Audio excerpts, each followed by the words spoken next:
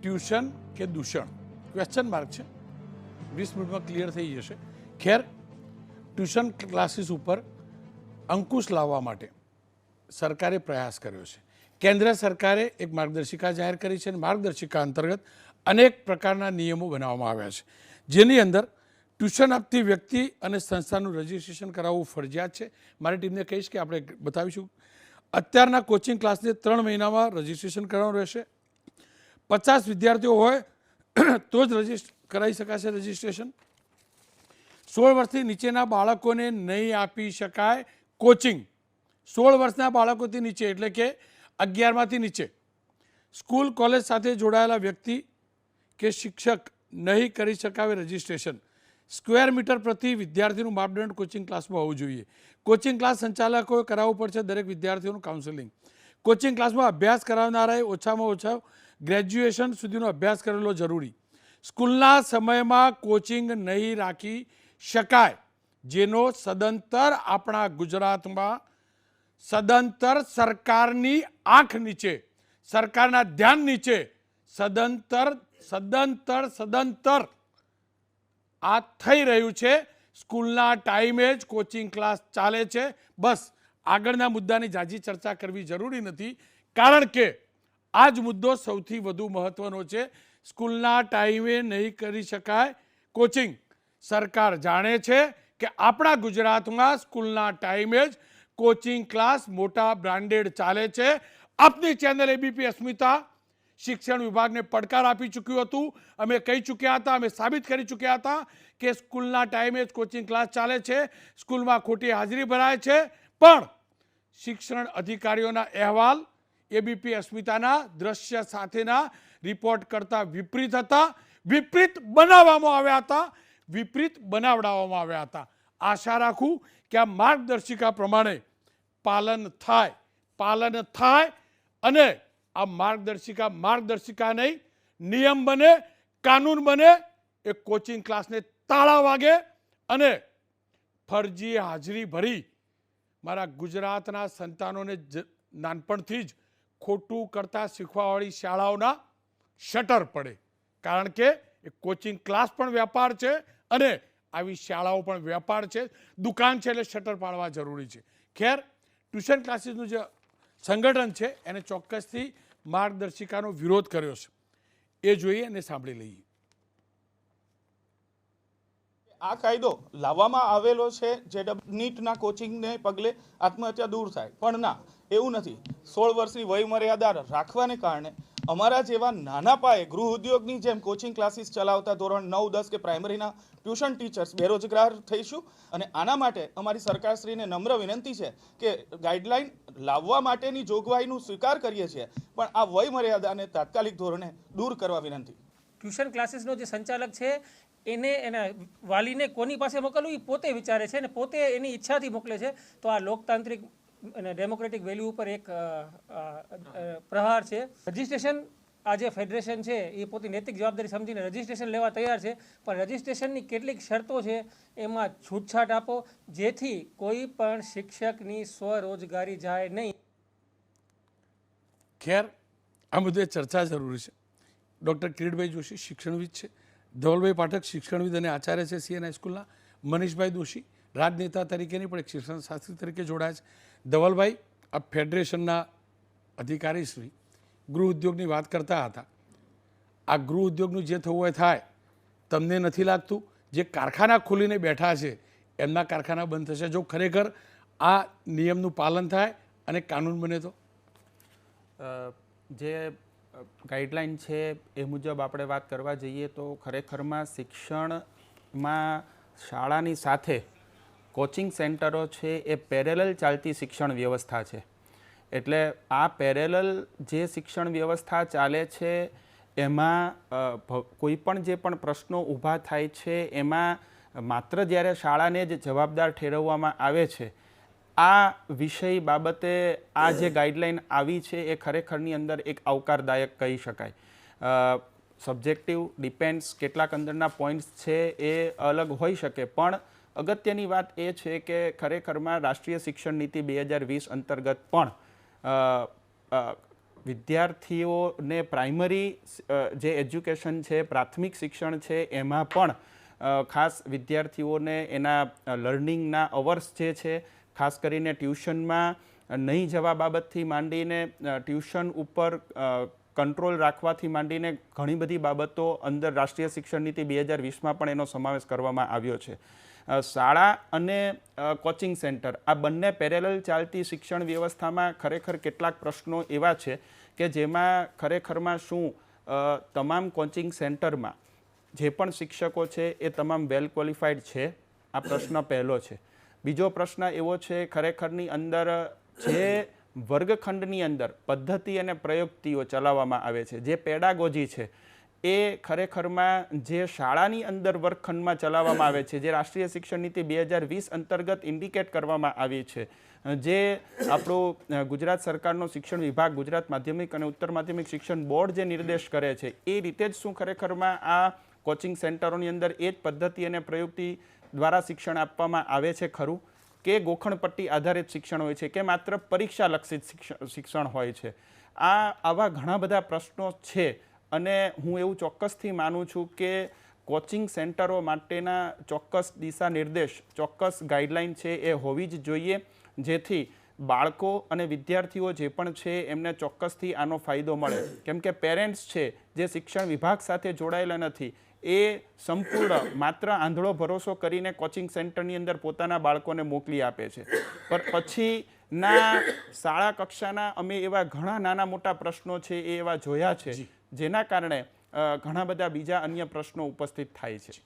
કિરીટભાઈ મારી સાથે જોડાય છે. કિરીટભાઈ સાહેબ, જુઓ, પેલું જે ફેડરેશનવાળા જે બોલ્યા ને, ગુજરાત એજ્યુકેશન ફેડરેશન, ગૃહ ઉદ્યોગ, એ જો અંદરથી નીકળી ગયેલો શબ્દ હોય ને તો બહુ ચિંતાજનક છે. અને દિમાગથી કહો તો એ સાચો શબ્દ જ છે. અને એનાથી દિલ અને દિમાગ બંનેથી કહું ને તો આ ગૃહ ઉદ્યોગ નહીં, આ રીતસર નોટો છાપવાનું કારખાનું છે કોચિંગ ક્લાસ માટે. હું નાના ટ્યુશનવાળાની વાત નથી કરતો. કેટલું જરૂરી છે આ ટ્યુશન ક્લાસ બંધ કરાવવું? અને શું શાળાઓ સારું શિક્ષણ નથી આપતા એટલે ટ્યુશન ક્લાસ ચાલે છે, કે પછી કેટલાક લોકો જાણી જોઈને ટ્યુશનનો ધંધો ચાલે એટલે શાળાઓમાં સારું શિક્ષણ ન અપાય એનું ધ્યાન રાખે છે, એવી વ્યવસ્થા કરે છે, એટલે આ બધી ફેલાઈ છે? રોનકભાઈ, હું તો બોલીશમાં આપ બોલ્યા વગર નથી જ રહી શકતા, અને સત્ય જ બોલો છો, એમાં બે મત નથી. આપની જે વાત છે એ બિલકુલ સાચી છે. સૌથી પહેલાં તો સરકારે ટ્યુશનને ટ્યુશનના કારણે જે હાનિઓ ઊભી થાય છે એ તરફ એક નજર દોડાવી છે અને કંઈક નીતિ ઊભી કરવા માટેનો પ્રયત્ન કર્યો છે ભારત સરકારે, અને ભારત સરકાર તરફથી ગુજરાત સરકારે માટે અભિનંદન. એમાંની એક વાત બહુ અગત્યની છે કે શાળા સમય દરમિયાન ટ્યુશન ક્લાસ નહીં ચલાવી શકાય. બિલકુલ સાચું છે, પણ ટ્યુશન ક્લાસમાં એવું નથી કે કોઈ એક જ શાળાના વિદ્યાર્થી ત્યાં જતા હશે. કોઈ શાળા સવારની હશે, કોઈ બપોરની હશે, તો શું આ એક સમસ્યા થશે. અને બીજી વસ્તુ કે જ્યારે ક્લાસ ચલાવતા હશે ત્યારે આ છે ને નથીમાં ભ્રષ્ટાચાર પણ ચાલશે અને એક હપ્તાશાહી ચાલુ થઈ જશે, એવું પણ બને. મારી બે વાત છે. સરકાર જ્યારે આટલી ચિંતિત છે ત્યારે ટ્યુશન, હું એવું કહું છું કે હાલની જે સ્થિતિ છે પ્રમાણે અનિવાર્ય બનવાનું છે. કારણ કે પહેલી વાત કે શાળાની અંદર 60 જેટલા વિદ્યાર્થીઓ એક વર્ગમાં હોય છે. બાળકોની ક્ષમતા જુદી જુદી છે. સહેલાઈથી એને સમજ પડે છે, નથી પડતી, આવું થાય છે, ત્યારે એ કચાશ દૂર કરવા એને બીજાનો સહારો લેવો પડે છે. નંબર 2, કેટલીક એવી જી અને નીટ જેવી કોમ્પિટિટિવ એક્ઝામો છે, સ્પર્ધાત્મક પરીક્ષાઓ, એના માટે બાળકોને જે ક્ષમતાયુક્ત શિક્ષણ શાળામાં મળવું જોઈએ, એ ગુણવત્તાસભર શિક્ષણ, એને અનુરૂપ શિક્ષણ મોટાભાગની શાળાઓમાં શિક્ષકો દ્વારા નથી જ મળતું. આ હું સમજીને બોલી રહ્યો છું. અભ્યાસક્રમ ચોક્કસ ચલાવાય છે, પણ જી અને નીટ જેવી સ્પર્ધાત્મક પરીક્ષાઓના માટે જે માર્ગદર્શિકા જે શાળા તરફથી મળવી જોઈએ એ નથી મળતી. માટે બાળકોના વાલીઓ ત્યાં પહોંચે છે. નંબર 3, વાલીઓને પણ આજે સમય નથી. વાલીઓ એવું માને છે કે હું બાળક પાસે ક્યારે બેસું. કેટલાકના વાલીઓ તો અભણ છે, શિક્ષિત પણ નથી, એટલે એમને ન છૂટકે પોતાના બાળકને કંઈક કારકિર્દી તો બનાવવી જ છે, અને કારકિર્દી બનાવવા માટે સહારો લે છે. ત્યારે હું સરકારને 2-3 સુઝાવ આપવા માગું છું, વિનય સાથે, સવિનય જરૂર કરું છું. એક, કે વર્ગખંડમાં સંખ્યા વિદ્યાર્થીઓની ઘટાડાય, 2 બાળકોને અપાતું શિક્ષણ સ્પર્ધાત્મક પરીક્ષાઓ માટે પણ યોગ્યતા પ્રાપ્ત કરી શકે એ પ્રકારનું હોય, 3 ગ્રાન્ટેડ કે સરકારી શાળાઓમાં આજે પણ જરૂરિયાત પૂરતા કાયમી શિક્ષકો નથી જ, હજારો શિક્ષકોની જગ્યાઓ ખાલી છે, ત્યાં પૂર્તતા થવી જોઈએ. આ તરફ જો થોડું ધ્યાન, હું ચોક્કસ માનું છું કે સરકાર આમાં જાગૃત છે અને કંઈક કરી રહી છે, પણ છતાં હજી એને ન્યાય નથી મળ્યો. ત્યારે આ બાબતો જો સરકાર જુએ તો સરકારના મનમાં જે સમાજમાં રહેલું દૂષણ દૂર કરવાની અપેક્ષા છે એને ચોક્કસ ન્યાય આપી શકાય એવું હું માનું છું. કિરીટભાઈ સાહેબ, આપને એક એક અને શબ્દ એથી આગળ વાત કરું તમને કે આજની વાત છે કે આ ટ્યુશન છે, ક્લાસીસ એક બે એકલ દોકલ કરતા હોય તો સામાન્ય છે, પણ હવે તો ટ્યુશન એક પ્રકારનો ઉદ્યોગ થઈ ગયો છે, કોર્પોરેટ ઓફિસો ચાલુ થઈ ગઈ છે. એક એક રાજ્યમાં, જુદા જુદા જિલ્લામાં નહીં, અનેક રાજ્યોમાં એક જ પ્રકારના ક્લાસની ઓફિસ ચાલે છે. તેમાં ડ્રેસ સાથે બાળકો જાય છે, એમને ચોક્કસ સમય માટે બેસાડાય છે, ત્યાં ફૂડની વ્યવસ્થા થાય છે, બીજી વ્યવસ્થા થાય છે. એ બતાવે છે કે કોર્પોરેટ જગત એમાં, કોર્પોરેટને સ્થાન મળી ગયું છે. આ રીતે ટ્યુશન પ્રથાને વિકસવા ન જ દેવાય, એમાં કોઈ પણ સંજોગોમાં બાન હોવો જોઈએ હું માનું છું. આપના એક એક શબ્દનો પૂરો આદર, પણ કિરીટભાઈ સાહેબ, હું દાવા સાથે, પુરાવા સાથે કહું છું, કેન્દ્ર સરકારની નિયત હશે, મારા ગુજરાતના શિક્ષણ વિભાગની નિયત નથી અને નથી. મારી ઉપર એ વિભાગ કેસ કરવો તો કેસ કરે, કારણ કે આ વિભાગ જ આ કોચિંગ ક્લાસ ચાલવા દે છે. ધોળા દિવસે કોચિંગ ક્લાસ ચાલે છે, સવારના સ્કૂલના ટાઈમે જ કોચિંગ ક્લાસ ચાલે છે, હાજરી ખોટી ભરાય છે, ખોટા રિપોર્ટ બને છે. કિરીટભાઈ સાહેબ, હું એટલે જ કહું છું સરકારની નિયત નથી. રહી વાત નીટ અને JEEની, તો સાહેબ 6ઠ્ઠા 7મા 8માંથી કોચિંગ આ બધાના ચાલુ થઈ ગયા. જુનાગઢના, જામનગરના દીકરા દીકરીઓ તેના મા બાપ અહીંયા અમદાવાદની અંદર, રાજકોટમાં કોચિંગ કરાવવા માટે છોકરાઓને લઈને આવે. એનો મતલબ આખા કોચિંગ ક્લાસને પ્રમોટ કરવામાં આવે છે. માત્ર ખાનગીકરણ શિક્ષણનું થયું એટલું નથી, શિક્ષણને રીતસરનો મારા ગુજરાતમાં ઉદ્યોગ બનાવવામાં આવે છે. મનીષભાઈ, આપ શું માનો છો? રોનકભાઈ, આને 3 ડાયમેન્શનમાં જોવા જેવું છે. 3 પરિમાણની દ્રષ્ટિએ જોઈએ. એક તો સૌથી મોટી વસ્તુ કે કેમ આ દિવસે દિવસે ટ્યુશન ક્લાસની સંખ્યા વધતી જાય, ટ્યુશન ક્લાસોની અંદર લોકો જવું પડે, ઘણાને ફરજિયાત જવું પડે એવી સ્થિતિ નિર્માણ થાય. તો એમાં એક મુખ્ય વાત એ છે કે આપણી શૈક્ષણિક વ્યવસ્થાની અંદર ગુજરાતની જ્યાં લગી પરિપ્રેક્ષમાં વાત કરીએ, દેશ આખામાં પણ મોટા પાયે આ તકલીફ છે શિક્ષકોની. સૌથી મોટી ગુજરાતમાં 52,000 કરતાં વધુ શિક્ષકોની જગ્યા સરકારીને ગ્રાન્ટેડમાં છે. ખાનગી શાળાઓમાં, ઘણી બધી શાળાઓમાં શૈક્ષણિક લાયકાત મુજબના શિક્ષકો કાર્યરત નથી એવું સરકાર પોતે સ્વીકારી રહી છે.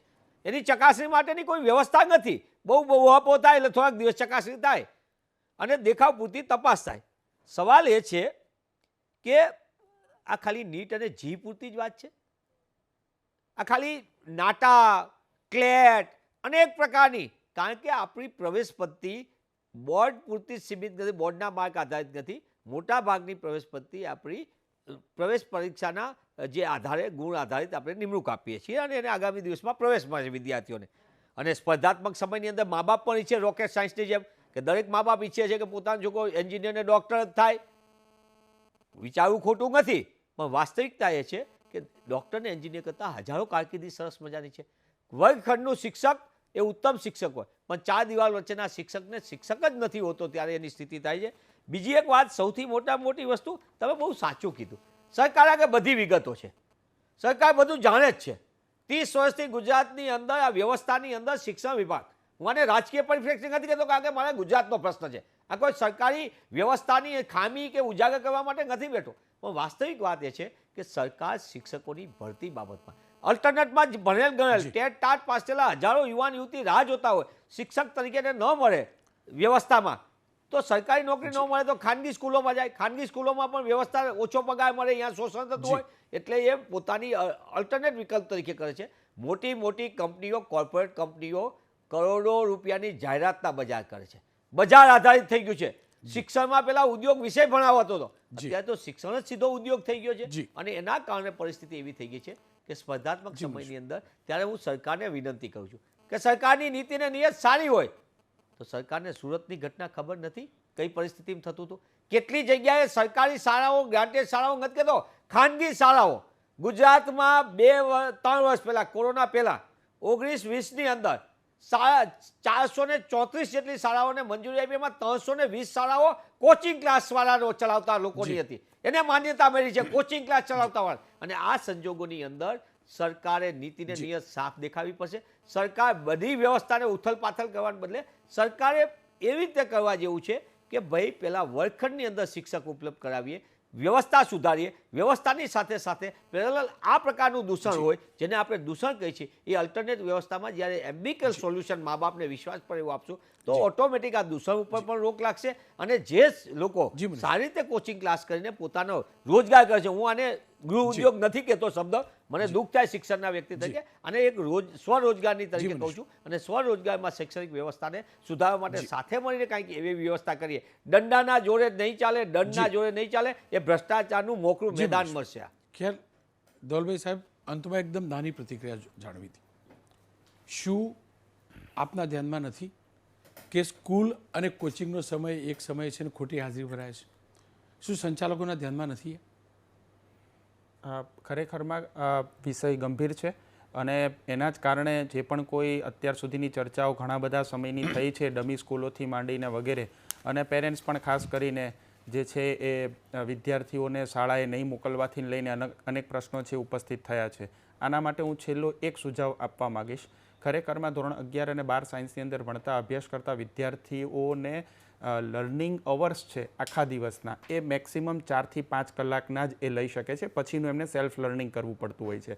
એટલે આઈધર એ સ્કૂલમાં જઈ શકે છે કે કાં તો એ કોચિંગ સેન્ટરમાં જઈ શકે છે, ને ત્યાંથી જ એ એપિક સેન્ટર બને છે ડમી સ્કૂલનું.